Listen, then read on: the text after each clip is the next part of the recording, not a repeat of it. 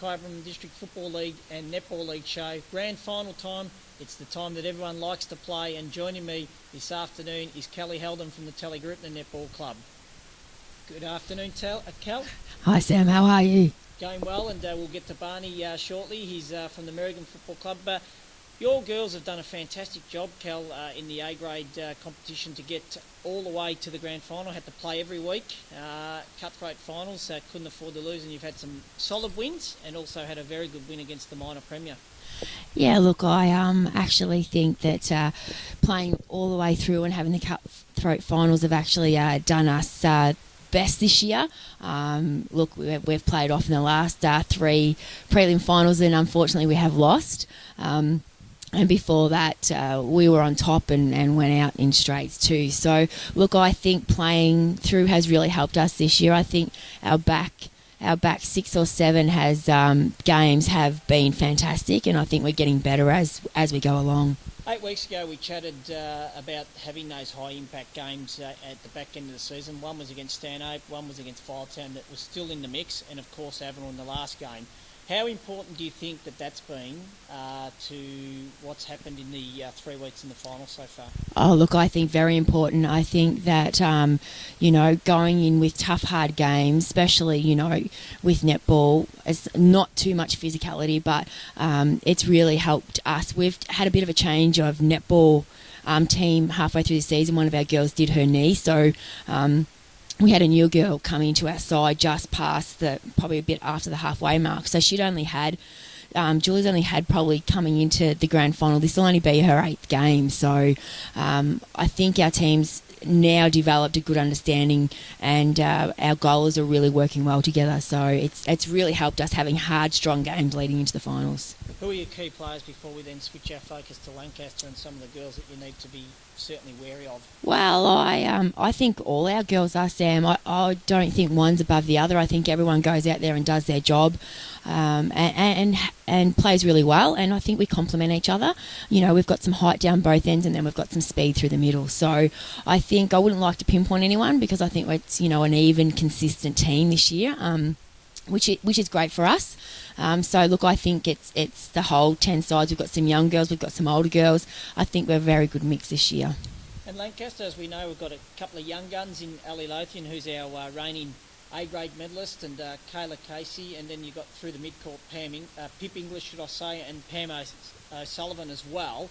And then they've got many other good players, of course, because you don't get to a grand final if you don't have depth and contributions from everyone, do you? Yeah, no, look, I think especially the girls you mentioned are very, very great, versatile games. Look, and Leanna Couston, she just tops their attacking end really well. So, look, they're even across the board. I don't think they've got a weak link anywhere either. So, I really think it's going to be on the day who plays well, who actually can convert their centres, and who makes best use of their conversions. So.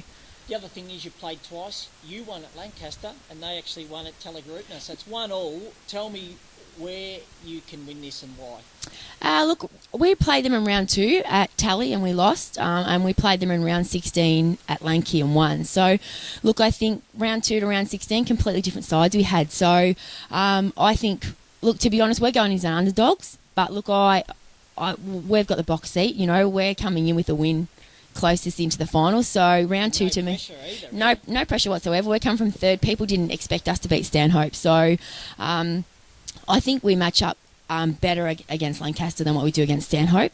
So I think we've got a great chance of winning, and of course we're going in there thinking that we can win, and we will win.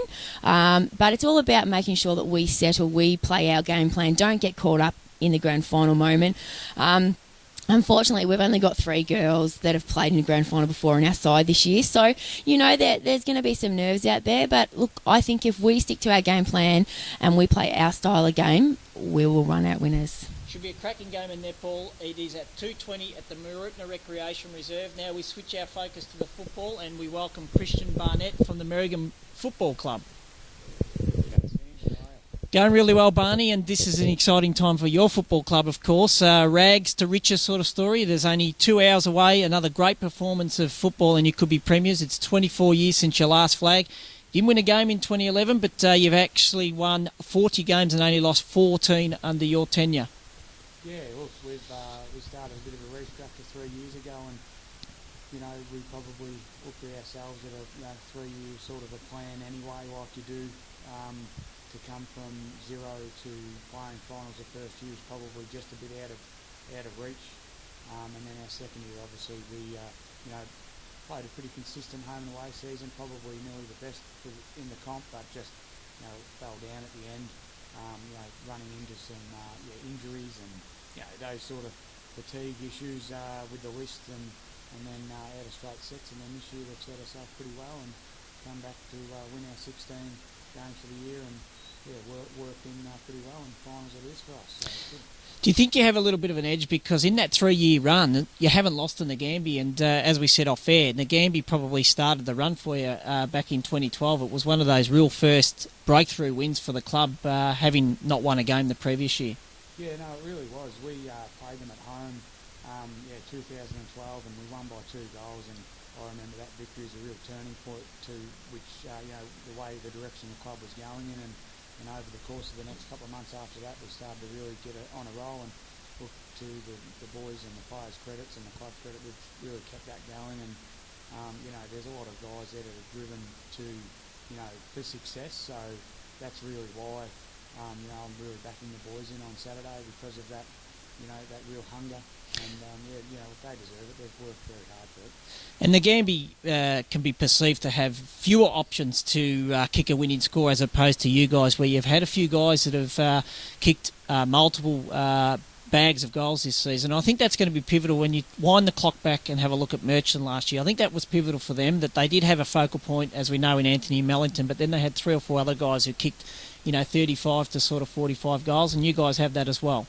Yeah, we've probably got a really dynamic forward line. We've sort of got that, we've been playing Josh Pell down there a little bit, and that sort of small forward, midfield type guy that can body really well and kick goals. And then we've obviously got a power forward that just loves leading and getting his hands on it and kick both sides of his body, Bryce Wellington, and very hard to shut down. And then we've got Chris Kilmartin, which would have to be arguably one of the better contested marks in the league and going around, and he'd be a bit of a nightmare for most coaches to match up on. So we've got, and obviously a couple other guys that we can rotate to there, but really a good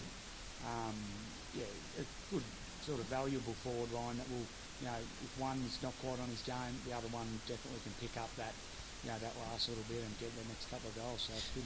What do you need to do better, even though you won the second semi-final? Because it was perceived that they had 24 scoring shots, one more than you guys, and got beaten, and had plenty of inside 50s, but just didn't finish it off. Yeah, we'll be focusing a lot on trying to win our fair share of footy, and everyone that was probably there watching really would have said that it was pretty even, and I thought the same against their game against Murchison. The contesting footy was pretty even. It was just how we managed to get it forward and maintain the pressure on them when they had their shots on goal. So it'll be a great day, great competition. I know it went relatively well, and he'll be the same. I'd say same opinion. Whoever can probably score cleanly the most will probably end up winning the game. But I'd say both sides will have their fair share of footy, and we just need to maintain, make sure what we do with it is positive.